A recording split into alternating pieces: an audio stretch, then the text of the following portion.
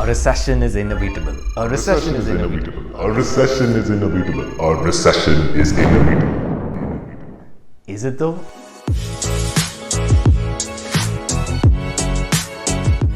Hey, how's it going? Welcome back to my channel. This is Pradeep and you're watching Vlog of Note. In this video, we're going to be talking about 3 lone voices of chief economists who think that a recession in the US is not inevitable in 2023. Let's get started. So first of all, usual disclaimer here, I'm not a SEBI registered investment advisor or a certified financial planner. If you want to make any investments, you should do your own market research. Now that we've got that out of the way, let's talk about recession. Specifically, let's talk about the R-word index. Now, we've spoken about this in one of my previous videos, but basically the economists created this informational index called the R-word index. It tracks the number of times that the word recession appears in the New York Times and the Washington Post in a given period. It was successful in predicting a recession in 1981, in 1990 and in 2001, but it failed to predict the end of a recession in the 1990s. Once a person has recession in the brain, it's kind of hard to get him to switch off. And that's why in this video, I thought we'd talk about the anti-recession voices. People who are prominent economists in the US who are saying that the US is not headed towards a recession. If you want to know what I think, little old me, stick around till the end of this video. Now let's jump in. The first person we're going to be hearing from is Campbell Harvey. Now, who is Campbell Harvey? He is a professor of international business at the Duke University. He is also widely known as the person who invented the leading indicator, which says that once the yield curve inverts, then a recession is going to happen. What does this mean exactly? Well, short-term interest rates are usually lower than long-term interest rates. But once they invert, it means that a recession is going to come, at least according to Campbell Harvey. This has been successful in predicting a recession 8 out of 8 times since the late 1960s. But this time, Professor Campbell Harvey says it's different. Why is he saying it's different? Well, any leading indicator stops working after a point of time because everyone is able to read it. Here's what happened. A leading indicator is a self-fulfilling prophecy. Once business leaders saw that the yield curve had inverted last year, they immediately started preparing for a recession so that a recession would not occur. Now, here's an example. Amex, the credit card network, increased their credit loss provision from $53 million to $1 billion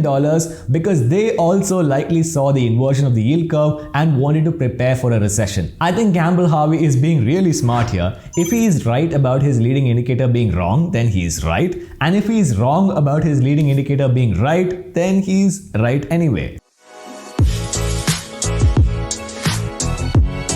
The second person we should hear from is Philipp Carlsson. Now, who is Philipp Carlsson? He is the chief economist at BCG. He's a contributor to the Harvard Business Review and to the World Economic Forum, and he writes a must-read column on Fortune.com every month.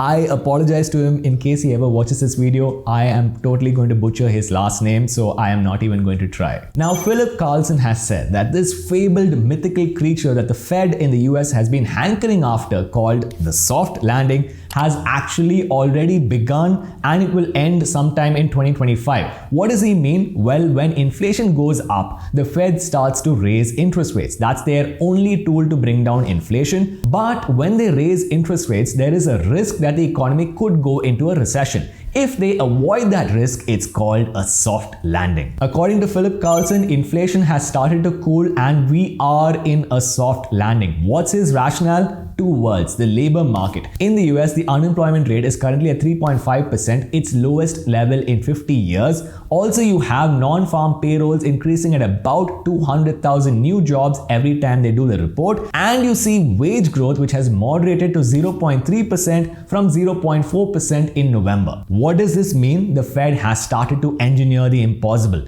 Labor unemployment levels are low, labor is continuing to grow, but the wage growth has started to slow. The third person that we need to hear from is Mark Zandi. He is a chief economist at Moody's Analytics. He started this website called economy.com. What a name. Moody's Analytics bought it and now he's their chief economist. He's mostly known for the fact that he was one of the earliest predictors of the crash in 2008 and he was instrumental in drafting the recovery policy. He is one of my favorite economists in the world and he says that the US is going to enter a slow recession, in that growth will slow but they will not go backwards and therefore they will avoid a recession.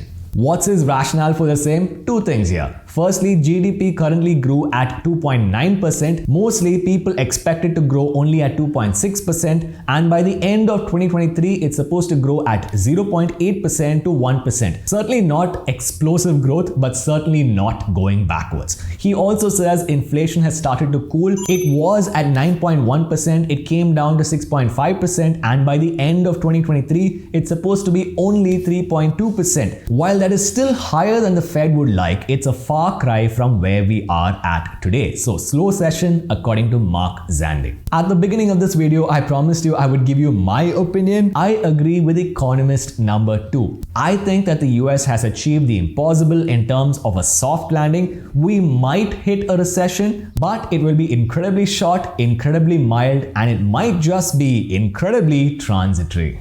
That's about it for this video, guys. If you enjoyed it, please do give it a thumbs up. Share this with your friends. As always, please go over to YouTube, subscribe to the Vlog of Note channel, ring that notification bell so that you never miss a video, and I will see you guys in the next episode.